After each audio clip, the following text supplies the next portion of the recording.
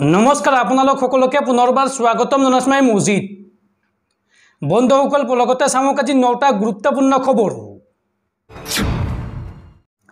ৰাজ্যবাসীলৈ জৰুৰী খবৰ 2051 চনত অসম মুছলমান সংখ্যাগৰিষ্ঠ ৰাজ্য হ'ব অসমৰ জনগাঁথনি সলনি সন্দৰ্ভত পুনৰ সৰব মুখ্যমন্ত্ৰী হিমন্ত বিশ্ব শৰ্মা 2051 চনত অসম মুছলমান সংখ্যাগৰিষ্ঠ ৰাজ্য হ'ব অসমৰ জনগাঁথনি সলনি সন্দৰ্ভত পুনৰ সৰব মুখ্যমন্ত্ৰী হিমন্ত বিশ্ব শৰ্মা আৰু মুখ্যমন্ত্ৰীৰ শেহতীয়া মন্তব্যক লৈ বিতৰ্কৰ পিছত পুনৰ প্ৰতিক্ৰিয়া প্ৰকাশ কৰিছে মুখ্যমন্ত্ৰীগৰাকীয়ে লোকপিয়ল আৰু এনআৰচিৰ তথ্যই এই কথাবোৰ স্পষ্ট কৰিছে এই বুলি মন্তব্য কৰিছে হিমন্ত বিশ্ব শৰ্মাই 2041 চনত অসমত হিন্দু মুছলমানৰ সংখ্যা সমান সমান হ'ব মোৰ মন্তব্যক লৈ অনাহকত বিতৰ্ক কৰা হৈছে এই মন্তব্য মুখ্যমন্ত্ৰী হিমন্ত বিশ্ব শৰ্মাৰ তথ্যৰ ভিত্তিত মোৰ মন্তব্য পাৰিলে এই তথ্যখিনি ভুল বুলি প্ৰমাণ কৰক আজি সংবাদ মাধ্যমৰ আগত পুনৰ এই মন্তব্য কৰে মুখ্যমন্ত্ৰী হিমন্ত বিশ্ব শৰ্মাই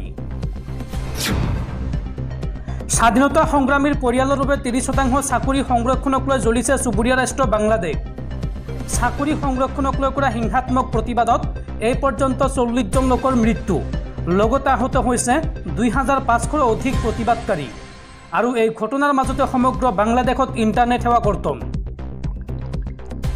চাকৰি সংৰক্ষণক লৈ কৰা আন্দোলনত এই পৰ্যন্ত 40 জন লোকৰ মৃত্যু হৈছে বাংলাদেশত আৰু লগতে 2500ৰো অধিক প্ৰতিবাদকাৰী আহত হৈছে সংৰক্ষণ উঠাই দিয়াৰ দাবীত সমগ্ৰ বাংলাদেশত নিবনুৱাৰ প্ৰতিবাদ আৰু এই প্ৰতিবাদৰ পিছতেই দেশখনত স্তব্ধ হৈ পৰিল যোগাযোগ আৰু যাতায়াত ব্যৱস্থা পৰিস্থিতি নিয়ন্ত্ৰণৰ বাবে সমগ্ৰ বাংলাদেশত ইন্টাৰনেট সেৱা কৰ্তন কৰা হৈছে আৰু অনিৰ্দিষ্ট কাললৈ স্কুল কলেজ মাদ্ৰাছা বন্ধ ঘোষণা কৰা হৈছে দেশখনৰ ৰাজপথত নামিছে হাজাৰ হাজাৰ সেনা চৰকাৰী টেলিভিছন কাৰ্যালয়তো অগ্নিসংযোগ কৰিছে প্ৰতিবাদকাৰীয়ে চৰকাৰী আৰু ব্যক্তিগত খণ্ডৰ কোম্পানীৰ কৰ্মচাৰীসকলক ঘৰৰ পৰাই কাম কৰাৰ নিৰ্দেশ দিয়া হৈছে বাংলাদেশৰ ৰাজপথত এখনো বাছ নচলাবলৈ নিৰ্দেশ জাৰি কৰা হৈছে প্ৰতিবাদকাৰী কবলত পৰা 100ৰো অধিক আৰক্ষী আৰু নিৰাপত্তাৰক্ষীক উদ্ধাৰ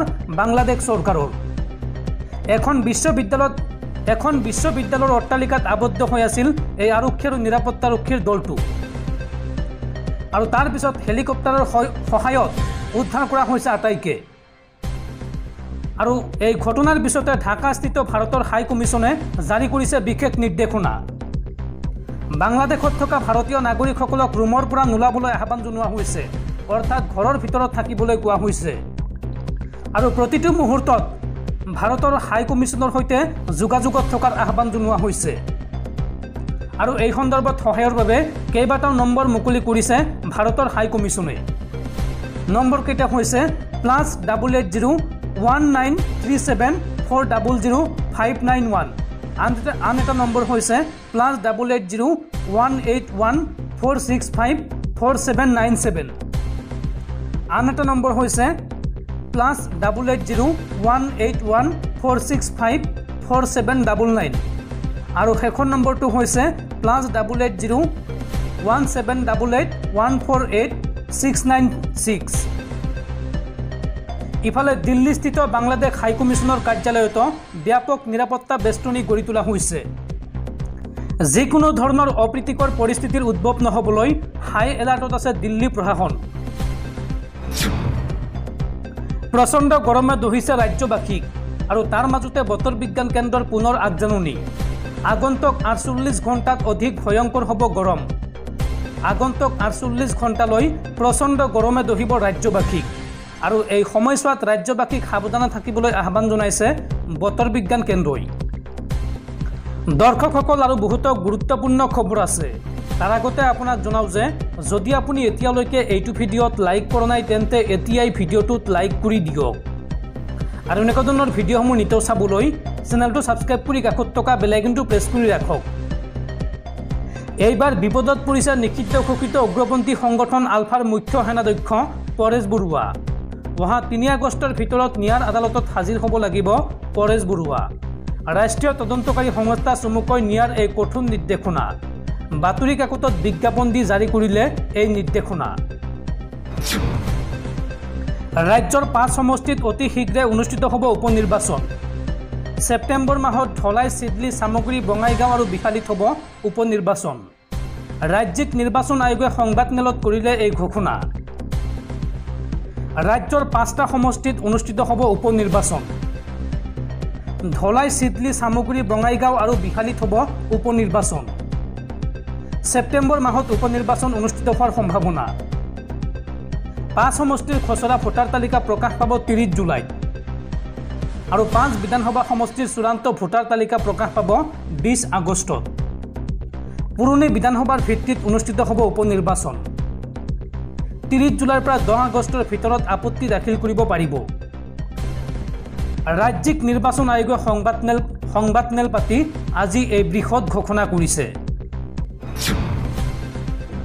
ৰাজ্যত পুনৰ ভয়ংকৰ হত্যাকাণ্ড। এইবাৰ নগাঁৱৰ কঠীয়াতুলিত চৰকাৰী গাঁওবুঢ়াক হত্যাকাৰী পলাশ আমচাঙক গ্ৰেপ্তাৰ আৰক্ষীৰ। গাঁওবুঢ়া চিৰন্তন বৰদলৈক হত্যা কৰিলে পলাশ আমচাঙে। নামবৰ লালুংগাঁৱৰ গাঁওবুঢ়া চিৰন্তন বৰদলৈ আৰু ধৃত পলাশ আমচাঙৰ ঘৰ গাঁওবুঢ়াৰ একেখন গাঁৱতে। ৰাজ্যত পুনৰ আৰম্ভ হ'ব অমৃত বৃক্ষ আন্দোলন। 1 আগষ্টৰ পৰা 15 আগষ্টলৈ ৰাজ্যত আৰম্ভ হ'ব অমৃত বৃক্ষ আন্দোলন। আগষ্টৰ পহিলা সপ্তাহৰ পৰাই অমৃত বৃক্ষ আন্দোলনৰ দ্বিতীয় সংস্কৰণ আৰম্ভ হ'ব। উল্লেখযোগ্য যে 2023 বৰ্ষৰ অমৃত বৃক্ষ আন্দোলনৰ সফল ৰূপায়ণ হৈছে। 1,12,00,000 গছপুলিৰ ভিতৰত 90% বৰ্তমান আছে জীৱিত অৱস্থাত। সংবাদমেলত এই কথা জনালে ৰাজ্যৰ মুখ্যমন্ত্ৰী হিমন্ত বিশ্ব শৰ্মাই। অহা 22 আগষ্টৰ পৰা আৰম্ভ হ'ব অসম বিধানসভাৰ শৰৎকালীন অধিৱেশন আৰু শৰৎকালীন অধিৱেশনৰ বাবে ইতিমধ্যে জাৰি কৰা হৈছে অধিসূচনা। 22 আগষ্টৰ পুৱা 9:30 পৰা আৰম্ভ হ'ব সদনৰ কাম কাজ। কৰোনাৰ পিছত দেশত আন এক নতুন ভাইৰাছক লৈ হাহাকাৰময় পৰিস্থিতি। বৰ্তমান পৰ্যন্ত এই নতুন ভাইৰাছত আক্ৰান্ত হৈ 16 জন লোকৰ মৃত্যু হৈছে দেশত। দেশৰ 12খন জিলালৈ বিয়পিল মাৰাত্মক চান্দিপুৰা ভাইৰাছ। নতুন ভাইৰাছক লৈ দেশত হাহাকাৰময় পৰিস্থিতি।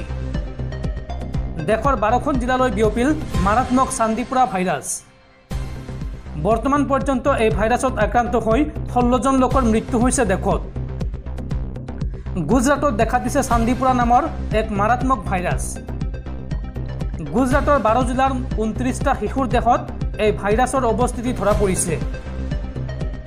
2004, 2006 আৰু 2019 চনত অন্ধ্ৰপ্ৰদেশ আৰু মহাৰাষ্ট্ৰত ত্ৰাসৰ সৃষ্টি কৰিছিল এই ভাইৰাছে। মহ আৰু মাখিয়ে কামুৰিলে এই ভাইৰাছ বিয়পাৰ সম্ভাৱনা।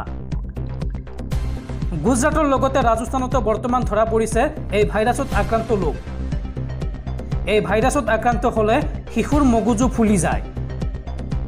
জ্বৰ, বমি, মাংসপেশীৰ বিষ এই ভাইৰাছৰ লক্ষণ। উল্লেখযোগ্য যে 1964 চনত মহাৰাষ্ট্ৰৰ নাগপুৰত প্ৰথমে এই ভাইৰাছ ধৰা পৰিছিল। এই ভাইৰাছ 1964 চনত প্ৰথমে ধৰা পৰিছিল যদিও সেই সময়ত বিয়পি পৰা নাছিল আৰু বৰ্তমান দ্ৰুতগতিত আন ৰাজ্যলৈ এই ৰোগ বিয়পাৰ শংকা ব্যক্ত কৰিছে ভাৰত চৰকাৰে। ৰাজ্যত পুনৰ ভয়ংকৰ গুলিয়াগুলি। এইবাৰ মুকালমুৱাৰ দমদমা পথাৰত ভয়ংকৰ গুলীচালনাৰ ঘটনা। ব্যৱসায়িক লক্ষ্য কৰি দুৰ্বৃত্তৰ গুলীবৰ্ষণ। গুলীচালনা কৰি ব্যৱসায়ীৰ পৰা কাঢ়ি নিলে টকাৰ বেগ আৰু এই গুলীয়াগুলিৰ ঘটনাত আহত হৈছে ব্যৱসায়ী জাকিৰ হুছেইন। দমদমা পথাৰত ব্যৱসায়ীজনৰ আছে জোতা চেণ্ডেলৰ দোকান। ঘটনাক লৈ মুকালমুৱা আৰক্ষীৰ তদন্ত আৰম্ভ।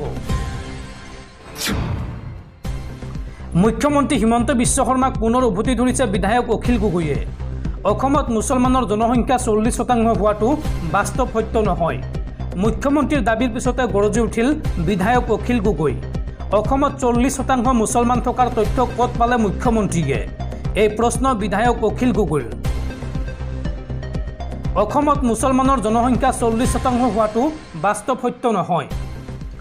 মুখ্যমন্ত্ৰীৰ দাবীৰ পিছতে গৰজি উঠিল বিধায়ক অখিল গগৈ। অসমত 40% মুছলমান থকাৰ তথ্য ক'ত পালে মুখ্যমন্ত্ৰীয়ে? এই প্ৰশ্ন অখিল গগৈৰ।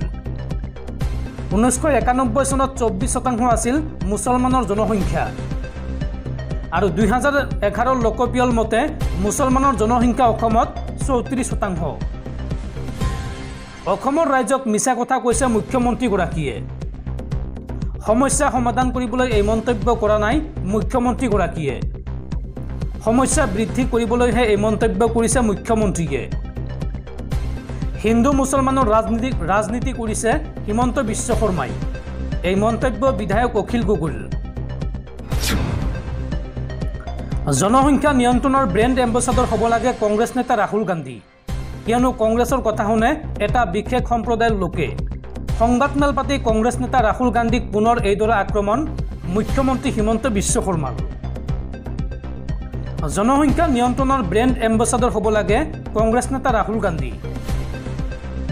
কংগ্ৰেছৰ কথা শুনে এটা বিশেষ সম্প্ৰদায়ৰ লোকে।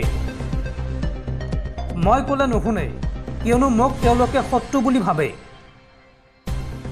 জনসংখ্যা নিয়ন্ত্ৰণ সন্দৰ্ভত মুখ্যমন্ত্ৰী হিমন্ত বিশ্ব শৰ্মাৰ এই মন্তব্য।